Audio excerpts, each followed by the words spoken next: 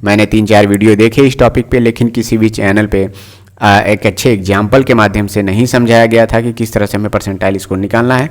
तो ऐसे में जैसे जैसे आपके स्कोर के नीचे लड़कों की संख्या बढ़ती जाएगी, आपका देखिए स्कोर पहले 75 परसेंटाइल था, फिर 90 परसेंटाइल, फिर 95 परसेंटाइल आपका स्कोर हो गया। Hello everyone, welcome to the student. Railway के रिक्रूटमेंट के सारे एग्जाम का ड्यू डेट है वो आ गया है पास में, और ऐसे में जो स्कोर होगा जो आप एग्जाम देंगे उसको चेंज कर दिया गया है। अब उसमें नॉर्मलाइजेशन नहीं होगा, अब उसको चेंज कर दिया गया है परसेंटाइल स्कोर से। और ये बहुत ही इंपॉर्टेंट चीज़ है, इसको समझना कि हमें कैसे परसेंटाइल स्कोर निकालना है। नॉर्मलाइजेशन का स्कोर निकालना किसी को नहीं आ पाता था, लेकिन परसेंटाइल स्कोर सभी लोग निकाल सकते हैं। मैंने 3-4 वीडियो देखे इस टॉपिक पे, लेकिन किसी भी चैनल पे एक अच्छे एग्जाम्पल के माध्यम से नहीं समझाया गया था कि किस तरह से हमें परसेंटाइल स्कोर निकालना है। तो इस वीडियो में मैं बहुत अच्छे तरीके से आपको समझा दूंगा, 5 डिजिट तक वैल्यू निकाल के आपको एग्जाम्पल के माध्यम से समझा दूंगा कि कैसे हमें परसेंटाइल स्कोर कंपेरिजन करना है। और सेम स्कोर पे अगर आपके नीचे पाने वाले जो स्टूडेंट हैं, नंबर जो पा रहे हैं, उनकी संख्या जैसे जैसे बढ़ती जाएगी आपका परसेंटाइल स्कोर बढ़ता जाएगा। तो ये सारी चीज़ें इस वीडियो में हम देखेंगे। इस वीडियो के बाद परसेंटाइल स्कोर कैलकुलेट करना आपको बहुत आसानी से आ जाएगा। तो इसका इन्होंने एक PDF निकाला हुआ है कि कैसे हमें परसेंटाइल स्कोर निकालना है और रेलवे कैसे इसे फॉलो करेगी। जितने भी लोग रेलवे की तैयारी कर रहे हैं तो मैथमेटिक्स का 10,000 प्लस किरण पब्लिकेशन का ये बुक आप ले सकते हैं, जिसमें हर एक ईयर वाइज और चैप्टर वाइज करके इसमें क्वेश्चन दिया हुआ है। टाइप वाइज करके इसमें हर एक चैप्टर से क्वेश्चन दिया है। रीजनिंग का भी बुक है, इसमें भी टाइप वाइज करके दिया हुआ है। 8700 प्लस इसमें क्वेश्चन है। उसके बाद से बहुत ही इंपॉर्टेंट बुक है सामान्य ज्ञान की, जिसमें NCERT के आधार पे सारे चैप्टर को इसमें समराइज करके दिया हुआ है। तो इसको भी आप ले सकते हैं। और इसका एक प्रैक्टिस बुक है जो सामान्य जानकारी और सामान्य विज्ञान का जो रेलवे में आए हुए क्वेश्चन दिए हुए हैं। ALP के CBT 2 के लिए सबसे इंपॉर्टेंट है कि पहले और दूसरे स्टेज का पेपर आपके पास होना चाहिए। तो ये आप बुक ले सकते हैं, जिसमें TCS के आधार पर प्रीवियस ईयर के जो क्वेश्चन हुए हैं 2018 वाले पेपर वो इसमें दिया हुआ है। तो इसका लिंक मैं नीचे डिस्क्रिप्शन में दे रहा हूं, चाहे तो आप वहां पर जाकर के ले सकते हैं, या फिर आप नजदीकी शॉप पर भी जाकर के ये बुक आप वहां से परचेज कर सकते हैं। सबसे पहला पॉइंट है कि परसेंटाइल स्कोर ही आपका कैलकुलेट किया जाएगा, जिसमें स्केल रेंज होगा 100 से लेकर के 0 तक, हर एक शिफ्ट का जो एग्जामिनेशन होगा। और the percentile score is not the same as the percentage of the mark obtain. तो सभी को पता है कि जो आप 100 में, जैसे मान लीजिए 75 में आप 50 नंबर पा रहे हैं, तो इसका परसेंटेज तो अलग हो गया।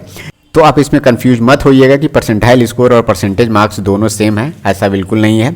और दूसरे नंबर पे यहाँ पे पॉइंट कहा गया है कि the percentile score indicate the percentage of the candidate that have scored equal to or below. मतलब जो आप रॉ मार्क्स पा रहे हैं उसके अनुसार ही आपका परसेंटाइल स्कोर निकल रहा है, वही इंडिकेट करता है, क्योंकि इसमें जो टॉपर होगा उसी को 100% नंबर मिलेगा और उसी के रिलेटिवली आपका जो परसेंटाइल स्कोर है वो बनेगा। तीसरा लिखा गया है कि the percentile score will be normalized score for the examination and shall be use for the preparation of the merit list. मतलब जो परसेंटाइल स्कोर होगा वही नॉर्मलाइजेशन स्कोर माना जाएगा और उसी के अकॉर्डिंग आपका मेरिट लिस्ट आपका तैयार किया जाएगा। जो 4th नंबर है वही सबसे जरूरी है कि परसेंटाइल स्कोर हमें कैसे निकालना है, जिसमें लिखा गया है कि number of candidates appeared in the shift with the raw score equal to or less than the of the candidate. अब इसको समझना बहुत जरूरी है। बटा लिखा है कि the total number of the candidates who appeared in the shift गुणे 100 करके आप परसेंटाइल स्कोर निकाल सकते हैं। अब नीचे आपका देखिए ये लिखा है कि अगर मान लीजिए किसी भी एग्जाम में, अगर यहाँ पे 6 नंबर पॉइंट लिखा है कि 5 डेसिमल नंबर तक ये परसेंटाइल स्कोर निकाला जाएगा, तो इसका भी एग्जाम्पल मैं आपको अभी बता दूंगा। अगर परसेंटाइल स्कोर में किसी 2 कैंडिडेट का सेम हो जाता है तो उस केस में जो ज़्यादा एज का होगा उसको ऊपर रखा जाएगा, और ऐसे केस में अगर उसमें भी अगर सेम हो जाता है तो अल्फाबेटिकली अरेंज करके आपका रैंकिंग बना दिया जाएगा। तो अब आते हैं सीधे मेन पॉइंट पे, टाइम वेस्ट नहीं करेंगे हम लोग। परसेंटाइल स्कोर को हमें कैसे कैलकुलेट करना है। अब मान लीजिए कोई एक शिफ्ट है, उसमें जो स्टूडेंट हैं वो जो अपीयर हुए हैं उसके मार्क्स क्या हैं। मान लीजिए एक लड़का 60 नंबर पाया है, एक 50, एक 40 और एक 30। टोटल 4 लोगों ने उसमें अपीयर किया है और ये रहा आप उनका स्कोर कार्ड। अब देखिए जो 60 नंबर पाया है, सभी को पता है कि जो सबसे पहला लड़का होगा उसका हमेशा 100 परसेंटाइल होगा। कैलकुलेट कैसे करना है, लिखा है कि number of candidates appeared in the shift with raw score equal to or less than the candidate. मतलब जो कैंडिडेट है उसके इक्वल और या उससे कम पाने वाले लड़कों की संख्या को जोड़ना है। तो टोटल कितने लड़के हो जाएंगे, 60, 50, 40 और 30। मतलब टोटल हैं कितने लड़के, 4 लड़के। तो यहाँ पे निकालेंगे हम स्कोर, तो 4 बटे लिखा है कि total number of candidates who appeared in the shift, इसलिए मैंने नीचे 4 लिख दिया है कि टोटल लड़के उस शिफ्ट में कितने हैं, 4। गुणे कर देंगे 100 से, इनका परसेंटाइल स्कोर निकल के आ जाएगा 100%। ये तो बहुत सिंपल है, आपको पता चल गया होगा। सेकेंड नंबर लड़का जो लड़का है वो 50 नंबर पाया है। इसके केस में क्या हो जाएगा, ऊपर जो वैल्यू 3 हो जाएगी, 3/4 गुणे 100 कर देंगे दूसरे लड़के के केस में, तो उसका स्कोर आ जाएगा 75%। इसी तरह से तीसरे लड़के का आपका स्कोर आ जाएगा 50%। अब देखिए, मान लीजिए मैं कहता हूं कि लड़कों की संख्या में और बढ़ा देता हूं। एक लड़का पाता है 29 नंबर, 28, 27, 26, 25, 24। मैंने यहाँ पे 6 लड़कों को और यहाँ पे बढ़ा दिया। अब टोटल लड़के कितने हो गए, 10। अब यहाँ पे क्या होगा कि जो पहला लड़का है वो तो हमेशा 100% पे ही रहेगा, क्योंकि जब ऊपर कैलकुलेट करेंगे तो भी 10 लड़के होंगे, नीचे भी कैलकुलेट होगा तो 10 लड़के होंगे, और 100 से मल्टीप्लाई करेंगे तो सेम 100% स्कोर होगा। अंतर कहाँ पे आएगा, जो दूसरा लड़का 50 नंबर पाया है, 50 नंबर पाने वाला लड़का क्या है कि वो उसके नीचे 9 लड़के हैं, 9/10 गुणे 100, और इसका परसेंटाइल स्कोर हो जाएगा 90%। इससे क्या हमें पता चलता है, इससे ये पता चल रहा है कि अगर आपकी शिफ्ट में ज़्यादा से ज़्यादा लड़के अपीयर करते हैं एग्जाम में, और दूसरी बात जो आपका स्कोर है उससे कम लड़के, मतलब उस स्कोर से कम पाए जाने वाले जो लड़के हैं उनकी संख्या जैसे जैसे आपकी बढ़ती जाएगी, आपका जो स्कोर होगा वो आपका परसेंटाइल स्कोर बढ़ता जाएगा। जैसे एक और एग्जांपल लेके समझा देते हैं। जैसे मान लीजिए कि टोटल लड़के यहाँ पे 20 लड़के अपीयर होते, जैसे अभी मैंने बताया कि 10 लड़के हुए, अगर टोटल 20 हो जाते और आपका स्कोर 50 रहता और आप 19वें नंबर के लड़के रहते, तो 19/20 हो जाता, गुणे 100 हो जाता, तो आपका 20/2500 और 19/5 95%। आपको क्या पता चला, आपके नीचे जो लड़के हैं वो 19 लड़के हैं, मतलब 18 लड़के हैं आपको लेकर के 19 होता।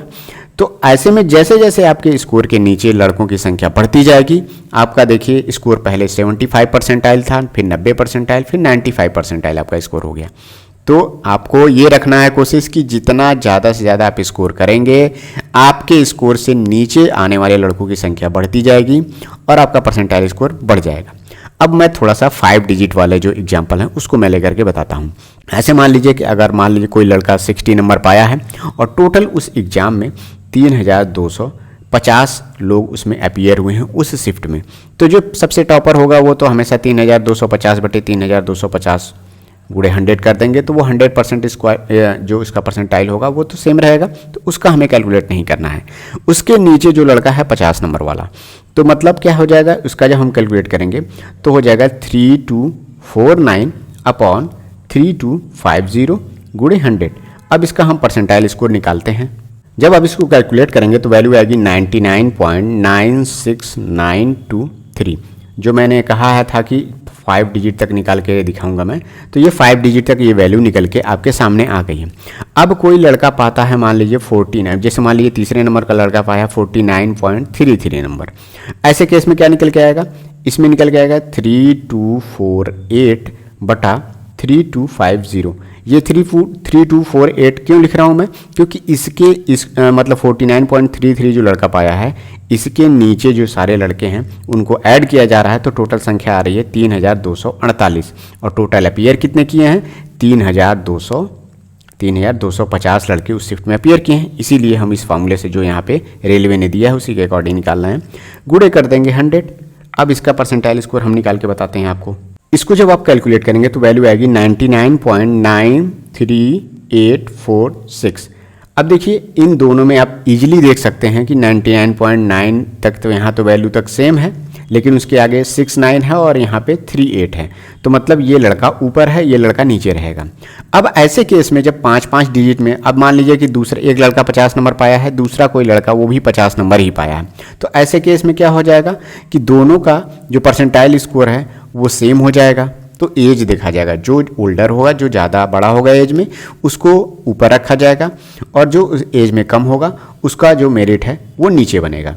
और ऐसे केस में जो ओल्डर है, मान लीजिए जब सेम एज मिल गया दो लोगों का और परसेंटाइल स्कोर भी मिल गया, तो इन दोनों के केस में अल्फ़ाबेट के लिए उनका जो स्कोर है वो कैलकुलेट किया जाएगा। तो ये है परसेंटाइल स्कोर का मैटर। आप बिल्कुल इस बात को, कंसेप्ट को समझ जाइए कि अगर आपका स्कोर जितना आ रहा है और आपकी शिफ्ट में जितना ज़्यादा से ज़्यादा लड़के अपीयर करेंगे और वो उनका स्कोर कम होगा आपसे, तो आपका परसेंटाइल स्कोर बढ़ेगा, आपका परसेंटाइल स्कोर अच्छा होगा। तो इसलिए कोशिश करना है कि हमें अपना स्कोर बढ़ा के रखना है, और ये डिपेंड कैसे करेगा, वो होगा आपके रॉ मार्क्स पे। नॉर्मलाइजेशन का कॉन्सेप्ट खत्म हो चुका है। किसी का 10 नंबर, किसी का 5 नंबर, किसी का 2 नंबर ऐसे बढ़ता था, तो इसमें बहुत सारे लड़कों का नुकसान हो जाता था। तो अब क्या है कि अपना रॉ स्कोर बढ़ा के रखना है। किसी शिफ्ट में मान लीजिए जैसे हाईएस्ट लड़का 49 नंबर पाया है और आप 48 पाए हैं, तो 48 और 50 वाले का नंबर मतलब परसेंटाइल स्कोर तो सेम ही निकल के आएगा। तो आपको देखना है कि आपका पेपर कठिन हो या आसान हो, आपको सभी स्टूडेंट के अकॉर्डिंग आपकी तैयारी रहेगी तो आप उतना स्कोर कर पाएंगे और आपका परसेंटाइल स्कोर आपका बेहतर हो पाएगा। तो कोशिश ये रखना है कि आपसे कम पाने वाले लड़कों की संख्या जितना ज़्यादा होगी आपका उतना अच्छा होगा। तो ऐसे में अगल बगल आप ध्यान मत दीजिएगा किसी को। कोई क्वेश्चन अगर आप बताएंगे तो हो सकता है वो ऐसे वो आपसे ज़्यादा नंबर अगर आप आ गया तो उसका परसेंटाइल स्कोर आपसे ज़्यादा हो जाएगा। तो ये था जो कॉन्सेप्ट आपको बताना था। बहुत सारे वीडियो मैंने देखे, उसमें इस तरह से समझा करके किसी ने बताया नहीं था। तो अगर आपको ये वीडियो अच्छा लगा हो तो प्लीज़ आप दोस्तों में ज़रूर इसे शेयर करिएगा। और जो लोग चैनल पे नए हैं तो स्टूडेंट चैनल को सब्सक्राइब करिए। मिलते हैं नेक्स्ट वीडियो में। Thank you, all the best.